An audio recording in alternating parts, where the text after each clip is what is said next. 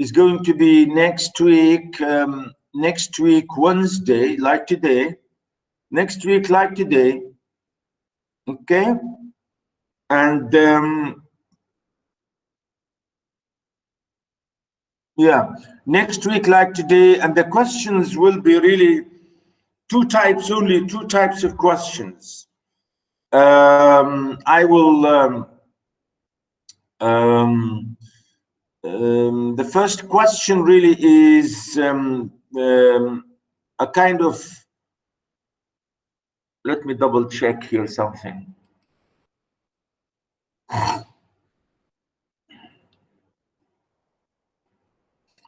Really, the first question is passages, you know, I say comment on and critically analyze the following passages. So I give you really passages. Remember, we have done only 3 main texts, Whitman and Washington, Booker Washington, and this one, the novel by Twain. So really from each one, I have one quotation, one passage for you to analyze and to comment and to really give me your own impression about the whole thing. You know, the way you read the passage, you criticize the passage itself, and you have to reflect it in relation or to connect it to the context of the whole work, really. So you have 3 passages. For each passage, really 4 marks. And I will give you, for this first question, 12 marks, because I have 3 passages, 3 times 4. 3 times 4 means 12. Now, this is the first question, and as I said, passages. And the second question, really, it's a short essay. It's an essay, a short essay, and I will ask you about, you know, a general question, a thematic question, a topic, an idea, a notion, something you have to analyze, to discuss, and to elaborate, to analyze, etc. From these texts. You know, we have 3 authors. One question, which will include one text from these 3 really main texts. So that's it. Again, here I give you 8 marks because it's going to be a short essay. And when I say a short essay, you know, in the essay you have, as I say, to analyze this idea, you have to support your idea, you have to quote if you like, because here you are having an open exam. So I expect you, if you want, you can quote from the original text to support your idea, if you like, of course, if you like, because it would be nice and better. So and as I say, it has to be as an essay. I'm saying short, but it has to be followed to be in the same style of, you know, the essay format: introduction, body, paragraphs, and conclusion. Okay.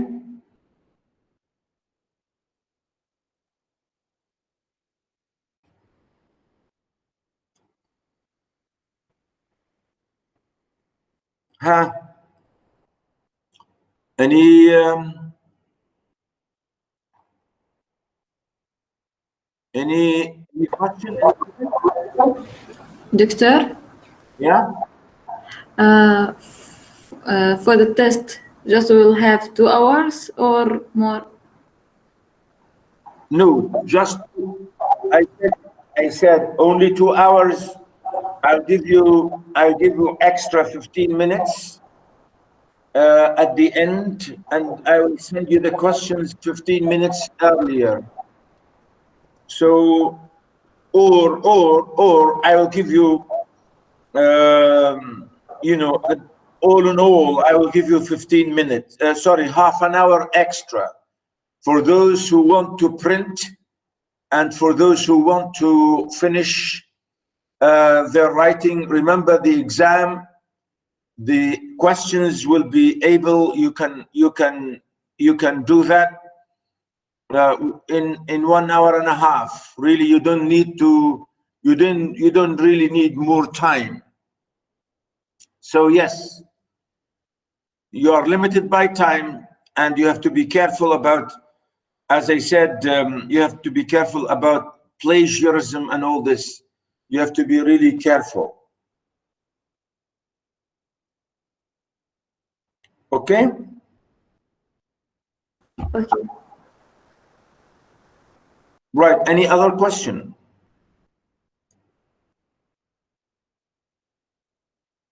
Yes, doctor. Yeah. The second question. The general idea will be about a theme from the text or the period of the test? No, it will be about the work itself, not about the period. I'm not talking about the period as such. Of course, sometimes the idea can be elaborated in relation to the period. Yes, but my focus is on the work itself. I mean, on the literature text itself. Okay? Okay, doctor, thanks. Okay.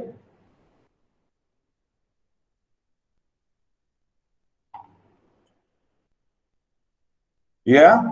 Any more?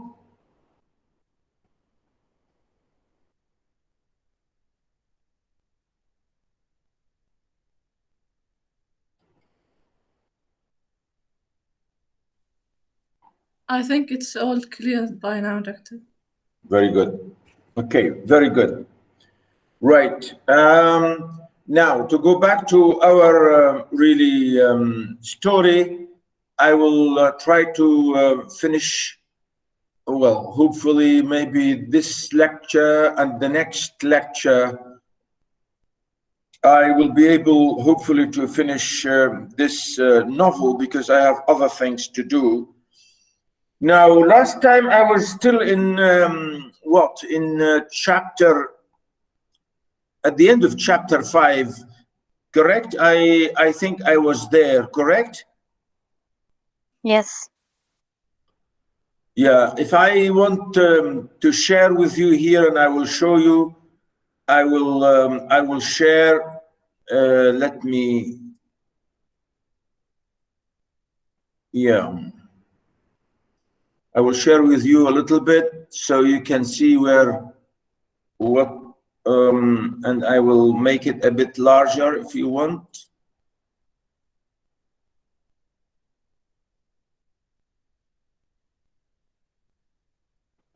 Oh, this is too much. Yeah, can you see it now in a better way?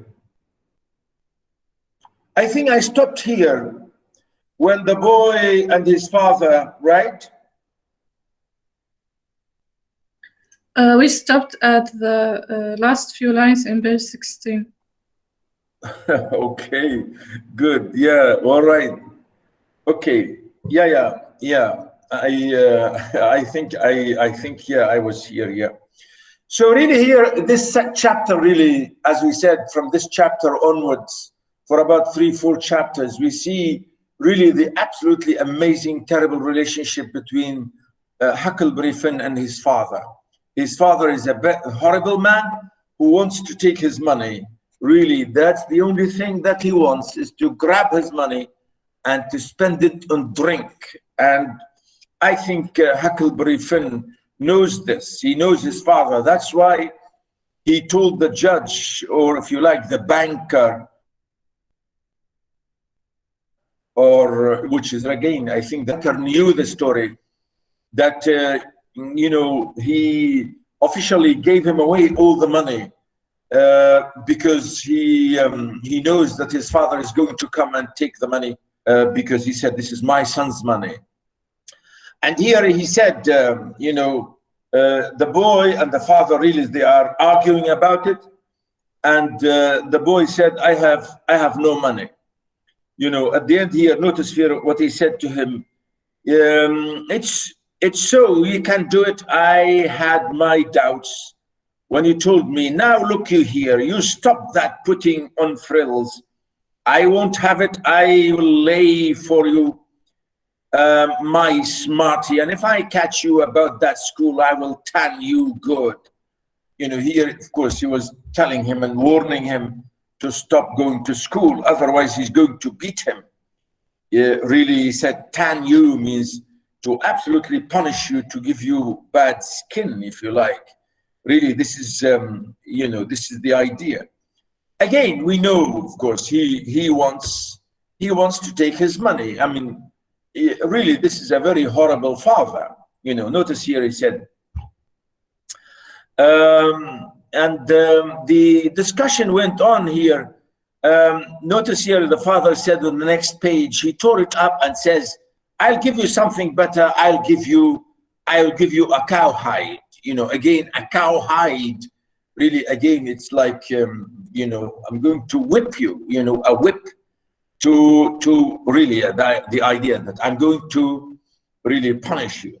He sat there a mumbling and a growling a minute, and then he says, notice here, of course, Huck, how he describes his father as growling like a dog, because the word growl, really the word growling, we use it for dogs, you know. Ain't you a sweet scented dandy though? A bed and the bedclothes and a looking glass and a piece of carpet on the floor, and your old father got to sleep with the hogs in the tan yard. I never seen such a son. I bet I'll take some of these frills out of you before I am done with you. Why, there ain't no end to your heirs. They say you are rich. Hey, how is that? You know, again, you know, really his father here is talking to him like a real smuggler, absolutely like a real stranger. And he is really, like, as I said, a smuggler, like a businessman, like a horrible man who wants to take his money. And that's it. He doesn't care about his son, not in the least. And he's really mocking him. He said, the way he's dressed, the way his room, the way he is, and all this, you know, he's mocking his son, that he's looking okay, and his clothing and his bed and his, you know, everything about him. He said, you know, he's really mocking him. And he said, I heard that you are rich now. And the son, of course, said, they lie. That's not how. Sorry, that's how. Looky here, mind. Looky here. Again, look you here, really. This is, you know, he wants to say to him, look you here. Mind how you talk to me. I am a standing about all I can stand now. So don't grim me, don't give me no sass. No sass. Again, sass really means all this rubbish language, or this horrible talk, or this gambling, or this gossip. I don't listen to this. Come on, you have to tell me. As if to say, come on, I know, you tell me the truth, that you have money. And he said, I have been in town 2 days, and I ain't heard nothing but about you being rich. I heard about it. I heard about it away down the river too. That's why I come. You get me the money tomorrow, I want it. I ain't got no money. You know, the son, of course, you know, Huck is absolutely determined, and he knew. That's why he gave the money to the judge. And you know, his father said, it's a lie. Judge Thatcher got it. You get it. I want it.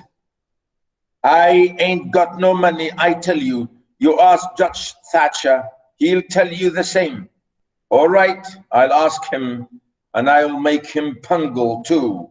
Or I will know the reason why. Say how much you got in your pocket. I want it. I ain't got only $1, and I want that too. You know, again, look at this really terrible, funny English. I ain't, what's this? I have not got. You know, he wanted to say, I have not got. Again, look at this double negative, which is really, again, wrong to say. I haven't got only $1. What's that? Means I have only $1. It don't make no difference what you want it for. You just shell it out. Again, look at this language, shell it out, you know, to shell, as if to say you peel it out and give it to me, like, you know, like in a shell. Again, you can see really here the absolute wickedness of the father. And again, you know, the wickedness of the son, or I should say, the intelligence of the son. The son knew that his father would like to take his money. So that's why he was ready and prepared to hide the money, to give away the money. Really not to give away, fully give away, because the judge knew that he wanted to say to him, take all my money because my father is going to take them. So that's why officially he signed a paper saying that I have no money. So that's why here, you know, he's saying, you know, that I have no money, and no way you can take anything. He took it and bit it to see if it was good. And then he said he was going downtown to get some whiskey. Said he hadn't had a drink all day. When he had got out of the shed, he put his head in again and cussed him for putting on frills and trying to be better than him. When I reckoned he was gone, he come back and put his head in again and told me to mind about that school, because he was going to lay for me and lick me if I didn't drop out or drop that. I like this, you know, he said lick me, to lick. Normally, you know, licking, which is really very funny verb, really here. Of course, it's colloquial and the slang language, really. It means lick me here means he wants to beat me, really. He wants to lash me. Absolutely, to give me a lash, or to give me really a whole whip, in a way. And I think this is really very funny. In a way, the narrator here, Huck, you see him wise, and he knew that his father is an ugly man, and he's going to take his money, and he took this money because he wanted to go, you know, to buy whiskey and to buy drinks because he's a drunkard. Again, I think you know, in a way,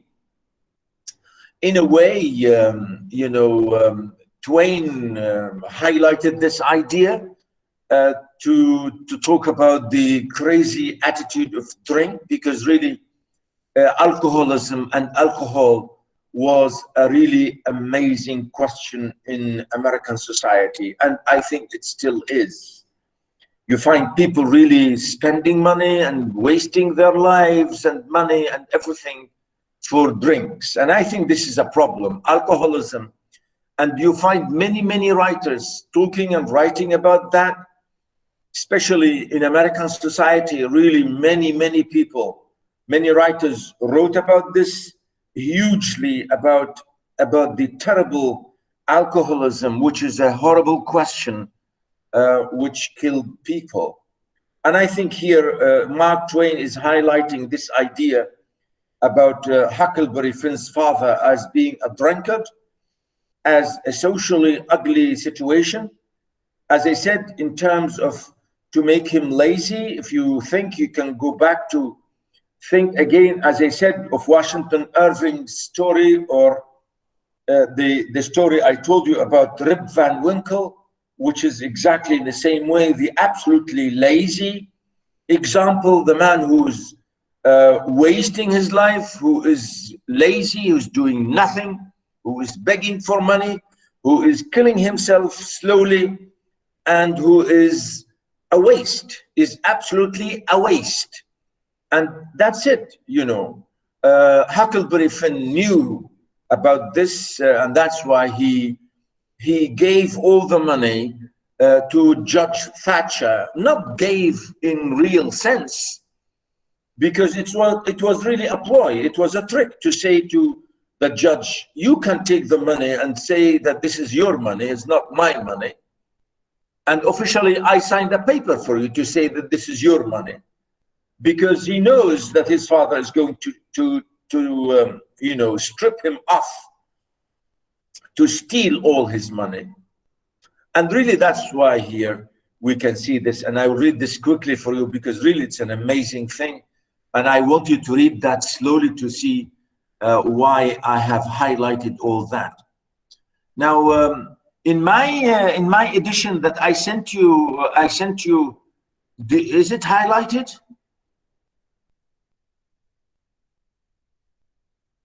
Hello? No, yes. No, it's not. No. Okay, maybe I next time but I think you can see what I'm doing and you can highlight in the same way. Now look here what he said to him. Notice, next day he was drunk. Next day he was drunk, and he went to Judge Thatcher's and ragged him. Bully, to bully someone means to really fight with someone, nearly beating someone, nearly fighting with someone. Bullying, to attack someone, and tried to make him give up the money, but he couldn't. And then he swore he would make the law force him. The judge and the widow went to law to get the court to take me away from him and let one of them to be my guardian. But it was a new judge that had just come, and he didn't know the old man. So he said courts must not interfere and separate families if they could help it. Said he had further, again, look at this again, druther, because there's no really word in English, druther. He means further not take a child away from its father. So Judge Thatcher and the widow had to quit on the business.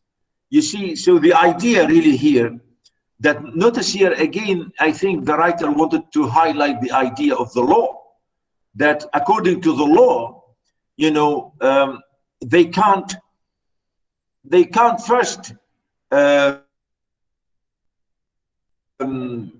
father can't take the money, and the same way that Thatcher, the judge and the old widow, cannot officially by law take the son from his father, because he's his father. According to the law, you can't take a son from his father, no matter what. So this is the idea. Of course, today maybe laws, sometimes if your parents are really abusing you sometimes, yeah, you can, according to law these days in modern time, I think there are laws in some places that will give you a way to guardianship from being abused by your parents, for example. And here I think, the writer wanted to highlight this idea about the importance of the law. Notice, that pleased the old man till he couldn't rest. He said he would cowhide me till I was black and blue if I did not raise some money for him. Again, notice the narrator, Huck, how he wants to highlight the idea that his father, again, notice he wants to cowhide me as a verb really here, cowhide, because remember, whips are made from cow skin. And that's why he used the word cowhide. Cowhide really means a whip. And he said he will whip me if I was, he said, till I get dark, I get black and blue. So he wanted his son to work for him, to work hard, to take his money to buy drinks, which is really ugly. I borrowed $3 from Judge Thatcher, and Pap took it and got drunk and went blowing around and cussing. Cussing really means cursing, because the word here, cussing, means cursing and whooping and carrying on. And he kept it up all over town with a tin pan till most midnight. Then they jailed him. And next day they had him before court and jailed him again for a week. But he said he was satisfied, said he was boss of his son, and he would make it warm for him. You know, again, you know, it shows the law, and it shows this activity about how much this father is terrible. You know, he was jailed for his misbehavior after being drunk and after being wild and after being, you know, and then after 1 week he was released and so on. You could see here really this amazing highlighting of this funny relationship between, you know, father-son. When he got out of the new judge said he was going to make a man of him. So he took him to his own house and dressed him clean and nice and had him and had him to breakfast and dinner and supper with the family, and was just all pie to him, so to speak. And after supper, he talked to him after temperance and such things till the old man cried and said he had been a fool and fooled away his life, but now he was going to turn over a new leaf and be a man nobody wouldn't be ashamed of. And he hoped the judge would help him and no look down on him. The judge said he could hug him for them words. Again, you can see really here Huckleberry is narrating to us how his father was looked after by the judge and how the judge really wanted to make him a man, how the judge wants to help him, how he wants to correct him, how he wants to purify him, how he gave him dinner and food and supper and attention and so on and so forth, and how he wants him to change, and how, etc. Again, it shows the human side of the law, the human side of the white society. Again, I think in many ways to tell us how much really American society can be human here, if you like, to each other. And here it shows again, at the end, the inability to correct people like this, because his father was never corrected. The judge tried and tried, but we shall see in a minute that Huckleberry's father, immediately changed. Notice. So he cried, and his wife, she cried again. Pap said he had been a man that had always been misunderstood before, and the judge said he believed it. The old man said that what a man wanted that was down was sympathy, and the judge said it was so. So they cried again, and when it was bedtime, the old man rose up and held out his hands and says, "Look at it, gentlemen and ladies all. Take a hold of it, shake it. That's a hand that was the hand of a hog." Now here, of course, again, I think, I have not highlighted this because I thought this is too much to say. The idea that his father, said that he has, if you like, asked for forgiveness, and maybe he's saying that he will not do any bad things again. And he said, at the end here, he said, "You mark them words. Don't forget I said them. It's a clean hand now. Shake it. Don't be afraid." So they shook it one after the other, all around, and cried. The judge's wife, she kissed it. Again, it's really funny. Again, you can see always, I want you, whenever you read these passages, I want you really to correct them into good English. The judge's wife, she kissed it. We don't repeat the subject twice. Then the old man, he signed a pledge. Here to sign a pledge means like to sign a word of honor and to say that you will not do that again. And made his mark means he swore as if swearing on the Bible or on something, saying that he will not do it again.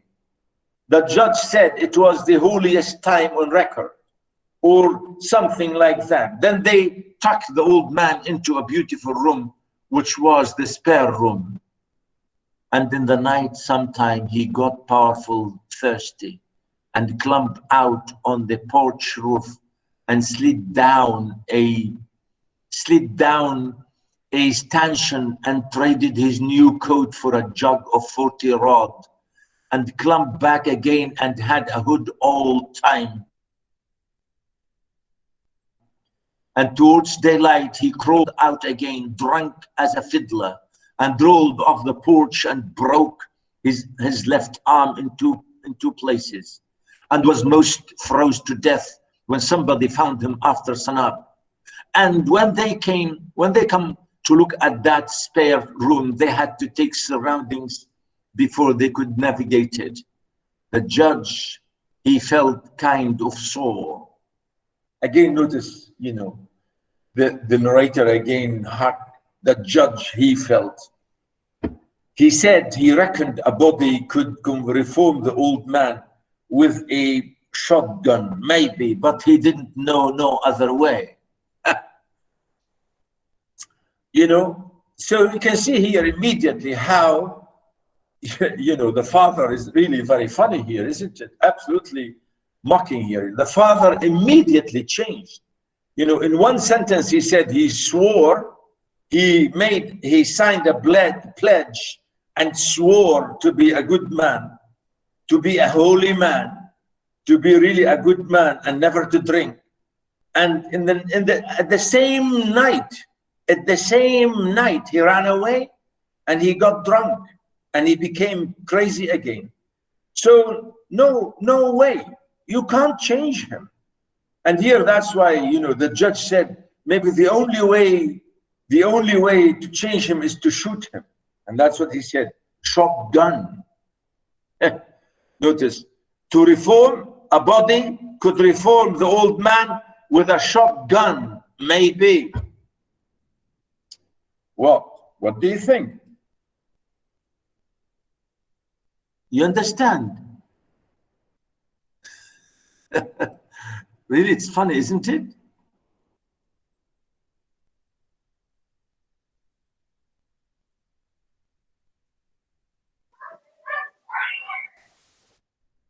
What do you think? He's saying this man can't be changed except by threatening or shooting him to death. I mean, is this the way we can help people, by shooting them? maybe they feel there is no benefits from him, and this is the only solution. Yeah, I mean, this is really amazing, isn't it? I mean, this is really, you know, bad in a way to say.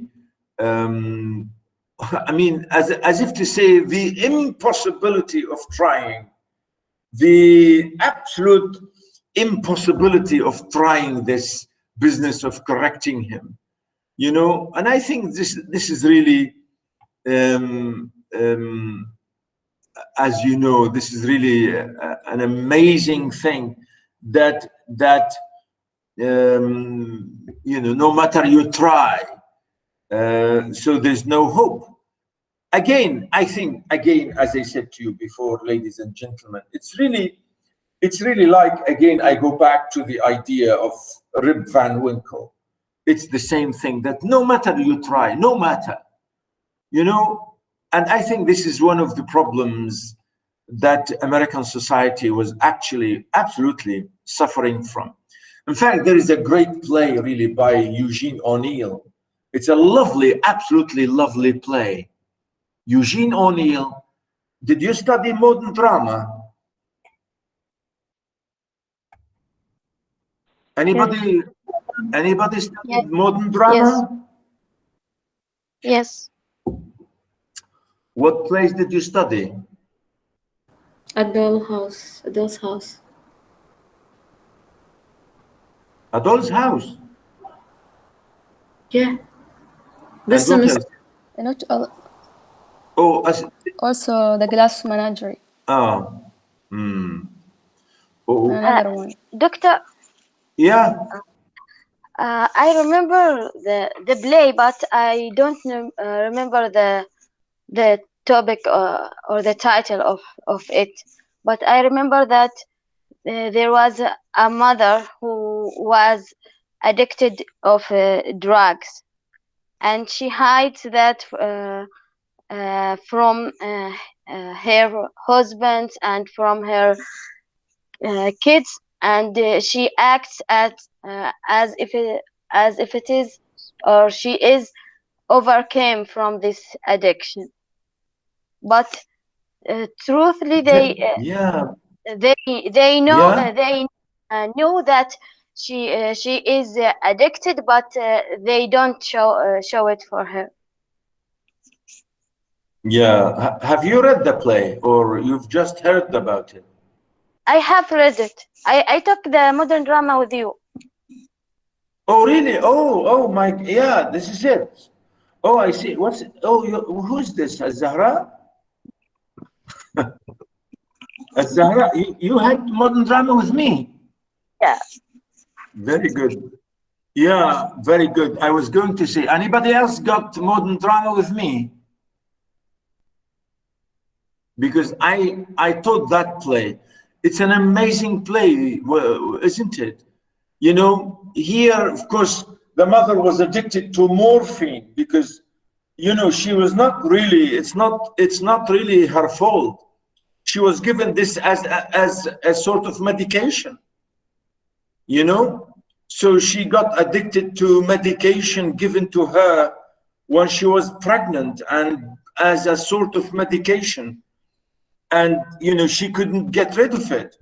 And really, yes, absolutely. I was going to say that I taught this to my students when I taught this course before.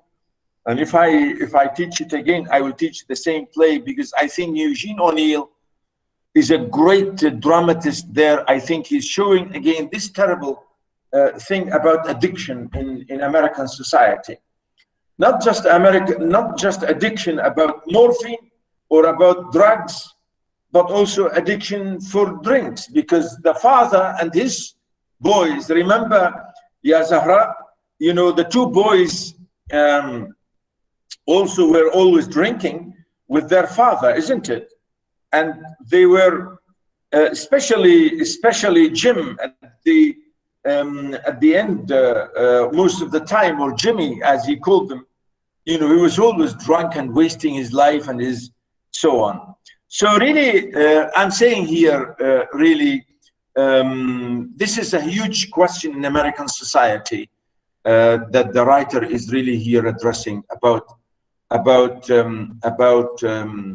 addiction and about really social problem. And I think here that this father is an example of that. Notice here in chapter 6, again, the same thing. We go back to the same idea again with the drinking and all this. Well, pretty soon the old man was up and around again. And then he went for Judge Thatcher in the courts to mark him again up that money. And he went for me too, for not stopping school. He catched me a couple of times and thrashed me, but I went to school just the same and dodged him or outrun him most of the time. I didn't want to go to school much before, but I reckoned I'd go now to again, you know, we say pap again. Notice here again, I think Huckleberry Finn is telling us really a nice thing. Here, Huckleberry Finn, originally he never wanted the school. He doesn't like the school. He doesn't want to be given any education. But now he's saying, I love school and I want to go to school and I will not listen to my father. And he said, on the contrary, now I want to go to school. Even he said, he thrashed me. Notice, thrashed me. He gave me, you know, a couple of times he said thrashed me, means really he beat me many times. And he said, I will go to school only in spite to spite him, to really to make him angry and angry. And I think it shows here again the terrible relationship between father and son, and again to show to us that Jim was right and his father was ugly. Again, no matter how much he tried, you know, the law did not give him, you know, anything. I mean, the father. The law, that law trial was a slow business. Appeared like they weren't ever going to get started on it. So every now and then I would borrow $2 or $3 off the judge for him to keep from getting a cow hiding. Every time he got money, he got drunk. And every time he got drunk, he raised Cain around town. And every time he raised Cain, he got jailed. He was just suited. This kind of thing was right in his line. I think this is a summary. I think this is lovely summary here.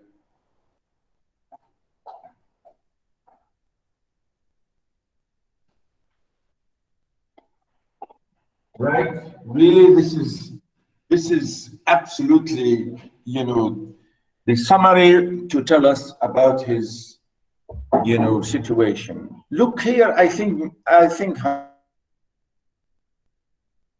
Huckleberry is showing us his real, you know, good nature. He said, I know that my father is a drunkard. I know my father is terrible, but he's my father. So again, he said, I would borrow. You know, he's not really borrowing. It's his money. He's taking it from the judge.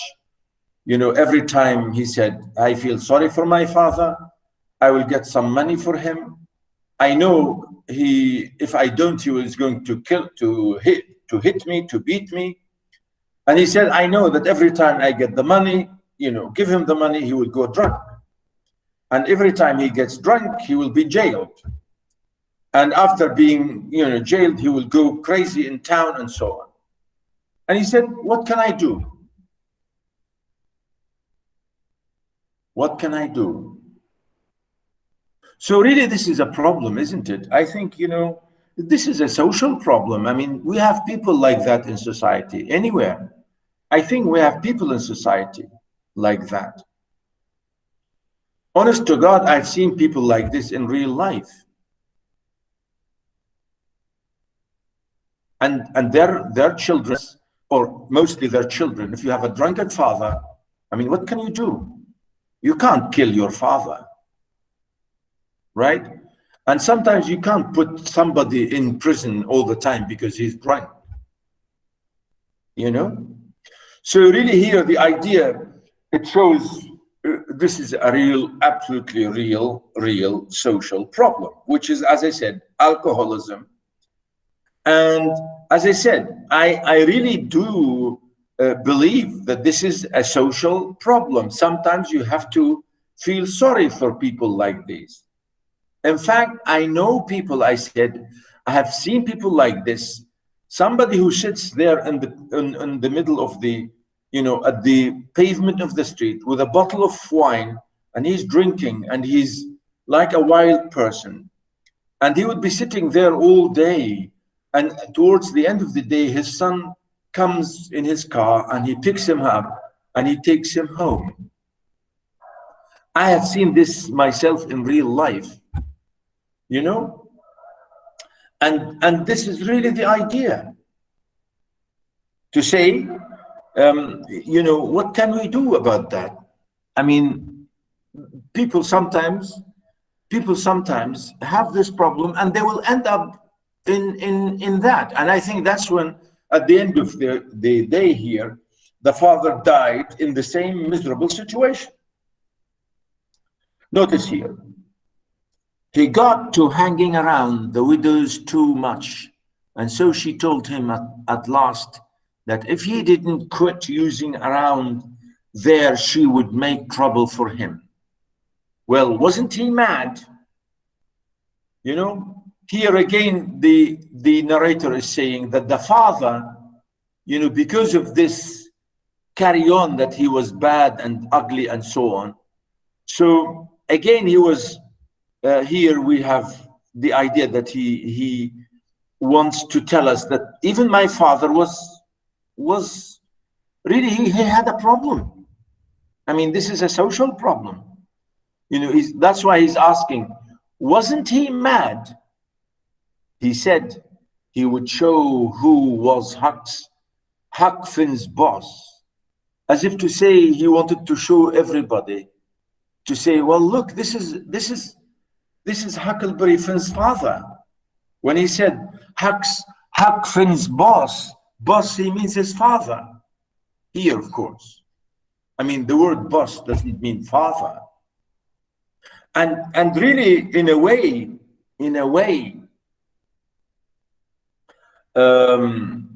you know, as I said, we understand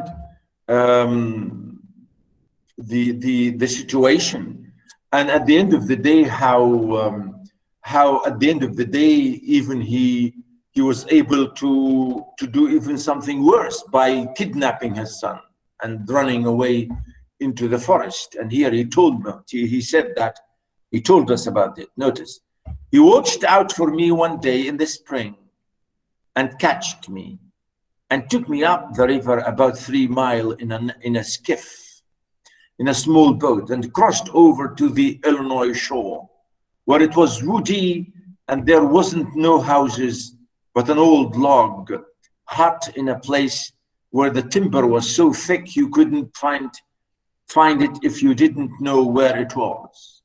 He kept me with him all the time. I never got a chance to run off. We lived in that old cabin, and he always locked the door and put the key under his head nights. He had a gun which he had stolen, which he had stole again, I reckon, and we fished and hunted, and that was what we lived on. Every little while, he locked me in and went down to the store 3 miles to the ferry and traded fish and game for whiskey and fetched me by. And fetched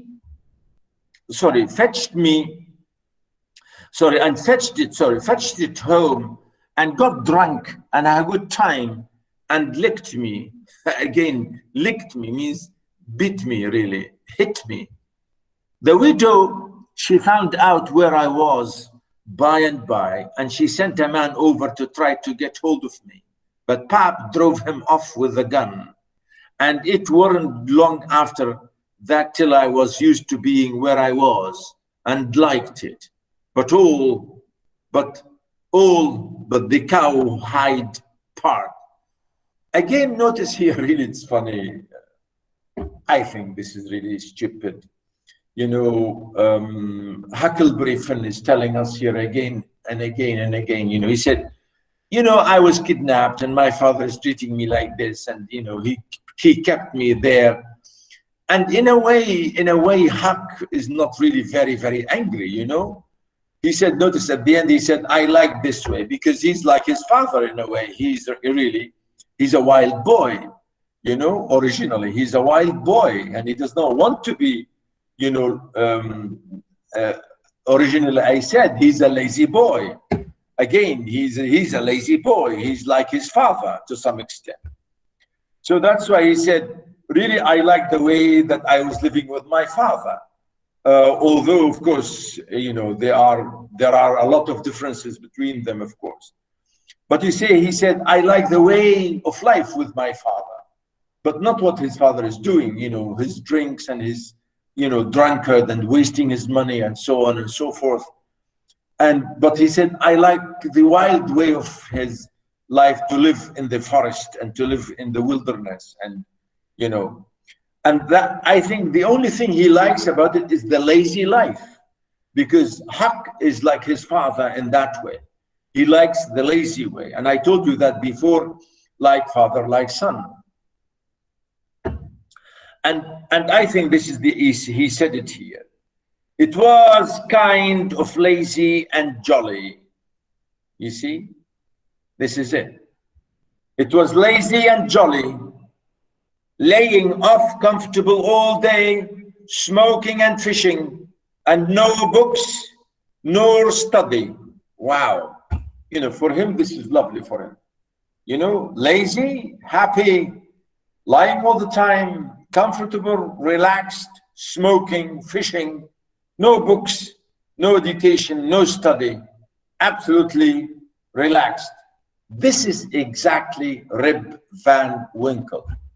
Washington Irving, Rip Van Winkle, the same thing. Have you studied that, all of you? I asked you before, I don't know. Have you all studied Rip Van Winkle? No. Oh, really? Oh my, why? How many of you did not do Rip Van Winkle? Please, please, please write it in the chat. How many of you? Please say no if you have not done it, no, and say yes on the chat, please.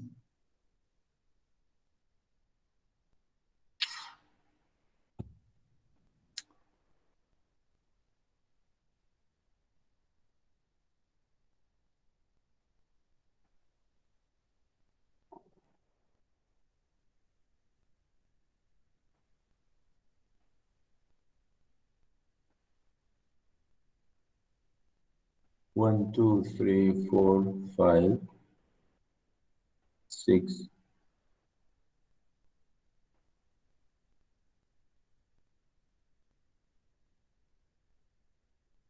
Now, those who said no, who gave you American Survey 1?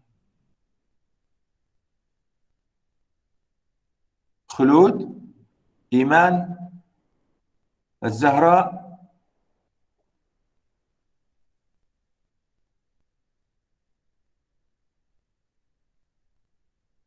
Yeah? Who gave you? Dr. Suzanne. Oh, really? Yes. It's funny, she always teaches this. I don't know. How come she gave you, how come she did not? Well,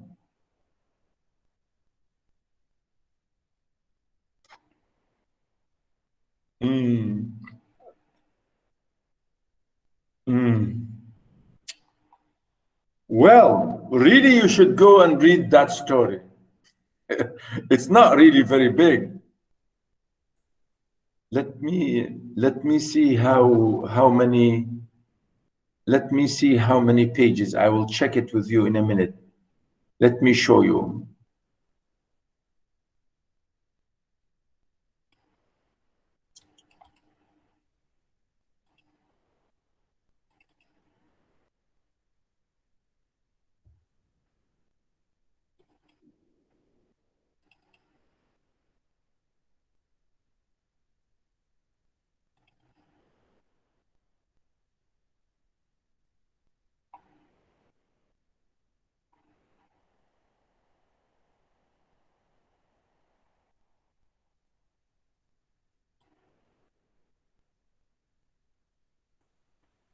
Right, I will share with you this short story only for 5 minutes. For 5 minutes, I will share this with you.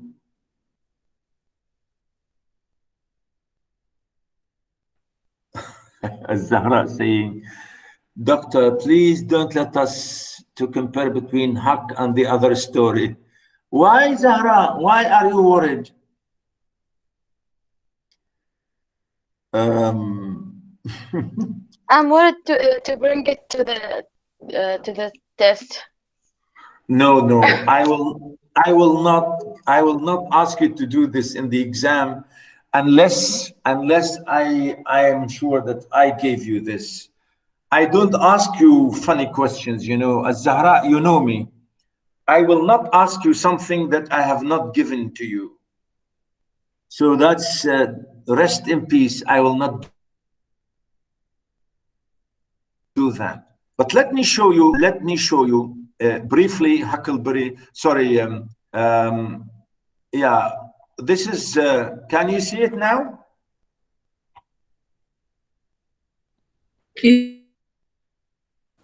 Yes, we can. Yeah, this is the story Rip Van Winkle by Washington Irving. It's a lovely, really very short story. Look at it. And I will show you quickly the images, right? The images here. Look at the story here. You know, this is available on the net. I will send you this if you want. And here you can see the story has images and pictures. You can see, look at the example here of Rip Van Winkle.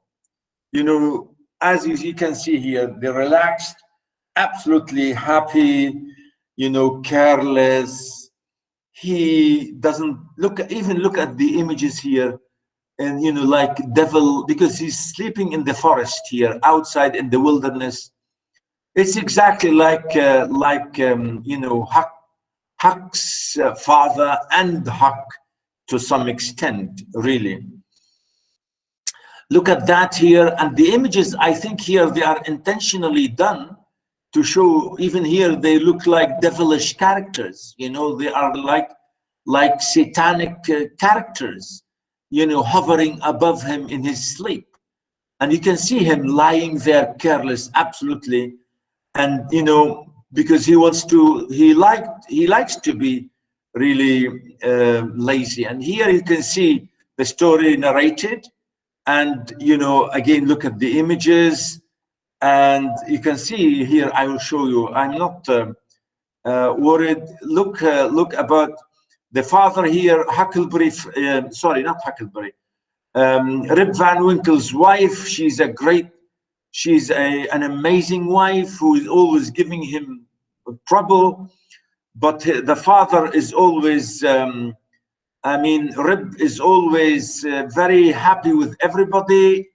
Everybody in the village, you know, they love him because he's a very kind man, and he helps people and he works with everybody in the village. They love him because he's a very kind man. But he works and helps people, but not his home, because he's lazy. He doesn't do his job properly as he should. And you know, again, notice here the way he's described here. You can see the idea about and Rip Van Winkle here, the only friend he has is his dog, you know, and you can see the way even in the villagers here, they talk to him and they laugh at him.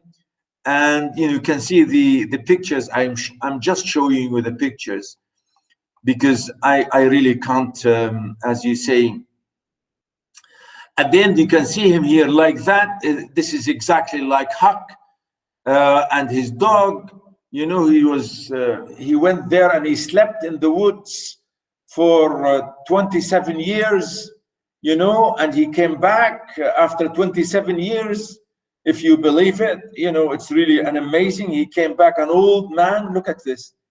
And he couldn't find his dog, and you know, it's really a lovely story. I'm surprised that Dr. Suzanne did not give you this, you know, and you know, this is the end of it. And you know, it's a lovely, absolutely lovely story.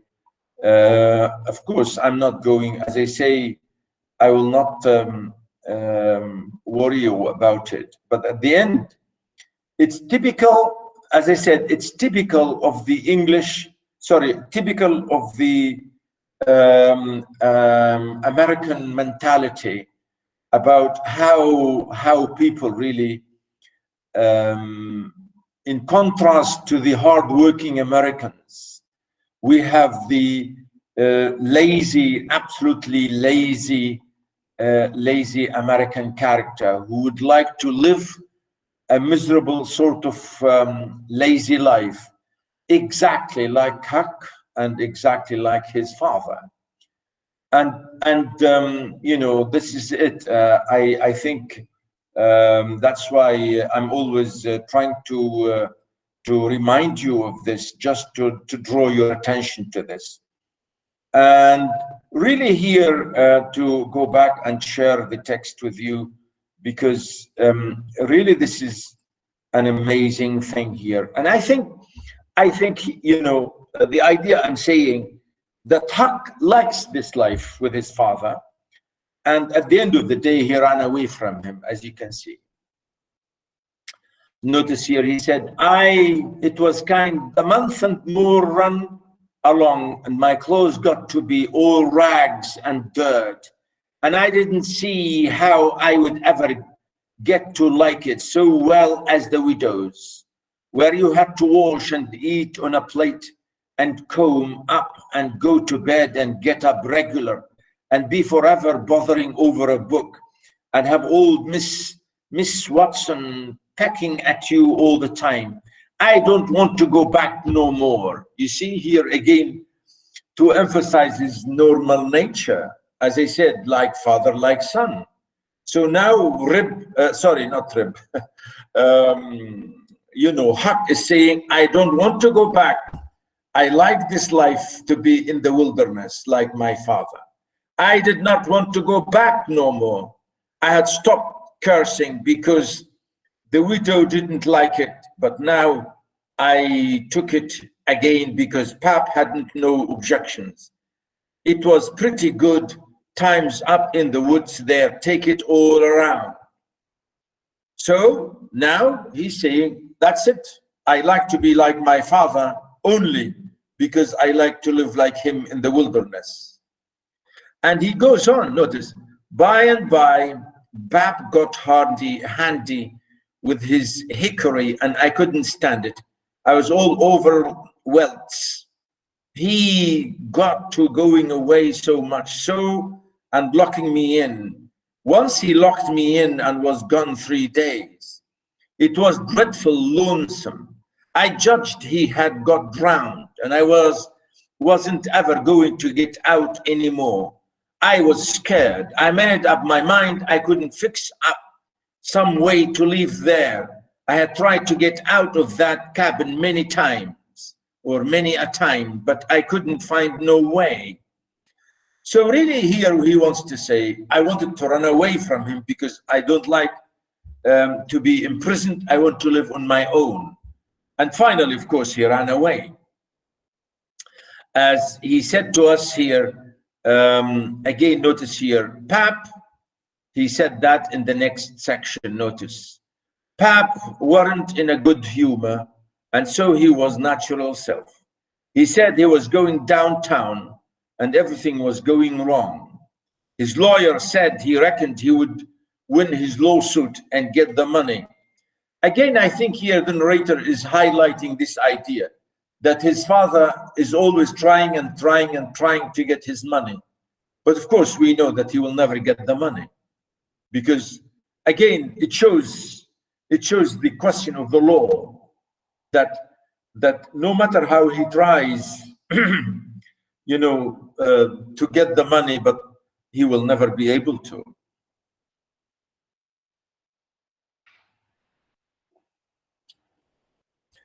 And he told us here about that, in a way, about how, again, he decided to, you know, he was very angry because he wanted to leave him because his father, again, is getting really terrible. Notice, this shook me up considerable because I didn't want to go back to the widows anymore and be so cramped up and civilized as they called it. Again, notice here, you know, as he said, that Huck officially now he really thinks that he does not like to go back. He likes this life. Then the old man got on cursing and cursed everything and everybody he couldn't think of, and then cursed them all over again and make sure he hadn't skipped any. And after that, he polished off with a kind of general curse all around, including a considerable parcel of people which he didn't know the names of, and so called them what's his name when he got to them, and went right along with his cursing. you know, again, I think he's exaggerating here, telling us about his father, how much he's cursing and cursing and cursing. You know, we know his father is to be really a crazy man, a drunkard, and you know, he doesn't need to tell us how much his father is always cursing and cursing and cursing, you know. Again, to say that I want to leave him, I want to run away from him. And I think this is, again, he said, that made me pretty uneasy again, but only for a minute. I reckoned I couldn't stay on hand till he got that chance, meaning he wanted to run away. And I think he said that here in the next paragraph. Notice, I guess I wouldn't stay in one place, but just tramp right across the country, mostly night times, and hunt and fish to keep alive, and so get so far away from the old man, nor the widow couldn't ever find me again or find me anymore. So here, Huckleberry is decided that he wants to leave, to run away from his father and from life, to be on his own in the same way. Again, that's why I'm saying to be like, again, to go back to my friend Rip Van Winkle.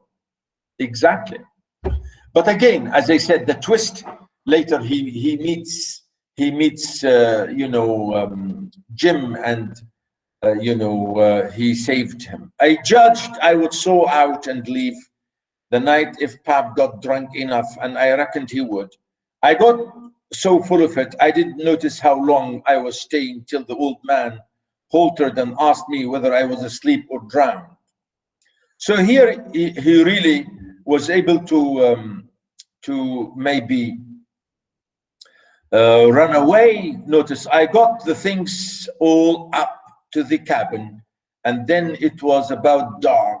While I was cooking supper, the old man took a swing or two and got sort of warmed up, and he went tripping again. He had been drunk all over in town and lay in the gutter at night, all night, and so on.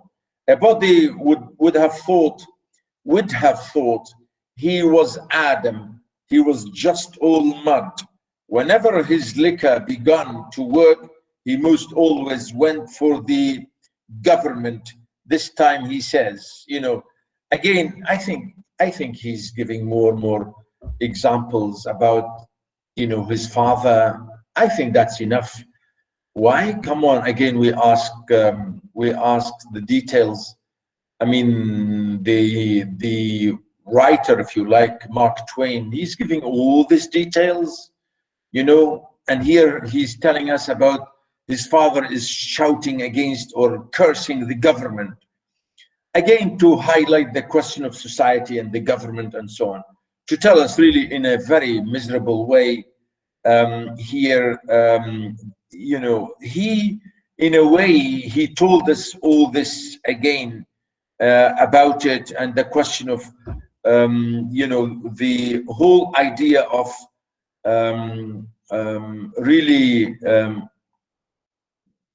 in a way, he touched upon the question of slavery and about the system, the government system, and all this chat of this. I think, notice here, you know, again, you can see what he said. Oh, yes, this is a wonderful government, wonderful. Why, look here. There was a free nigger there from Ohio, a mulatta, most as white as a white man. You know, here again, he, as I said, maybe in this, he was just touching upon the question of slavery in this, to think, to tell us again about how he wants to really save, Jim in here. And I think he said that here in the question. Remember, because this is his father's own crazy moments when he was talking about the government and how the government is comparing and doing what it's doing against the blacks and so on. Notice, maybe if I read some of this, and that's it for today. Look here, look here, look you here. There was a free nigger there from Ohio, a mulatter, most as white as a white man. He had the whitest shirt on you have ever seen or you ever see, too, and the shiniest hat. And there ain't a man in that town that's got as fine clothes as what he had. And he had a gold watch and cabin and a silver head cane and awfulest old gray beard or headed, nabob, again, in the state. And what do you think? They said he was professor in a college and he could talk all kinds of languages and know everything. And that ain't the worst. They said he could vote when he was at home. Well, that let me out. Remember, this is really funny, isn't it? This is absolutely funny. Why? Why?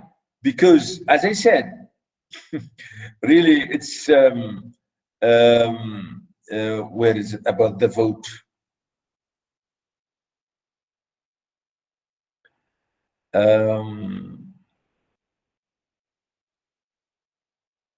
I don't know if I can highlight this because it's yeah, I think I can. Let me see. Oh yes, good. Yeah, really, this is interesting because this shows the anger of the white man against the blacks who are educated, blacks who have the rights for education. He said, this nigger, because he's amazed, he said, how can the government allow this, to make a nigger, a free nigger, to get education like a white man, to be able to to get education and to be a professor and to be rich and so on and to vote, and he's black? The father, he is really very amazing, but this is the attitude of the people in the South, saying, how can they do that? So really, this is ironical. And of course, this is the attitude of the white society of being absolutely against blacks getting any education or getting any freedom whatsoever.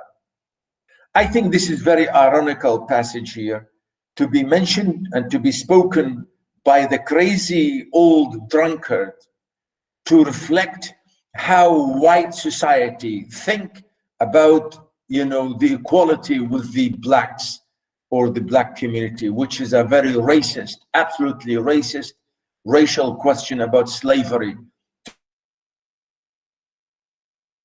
to keep the slave system and not to people to have any rights. And I think I will finish here today, ladies and gentlemen. I will continue that next week. Right, any question, anything?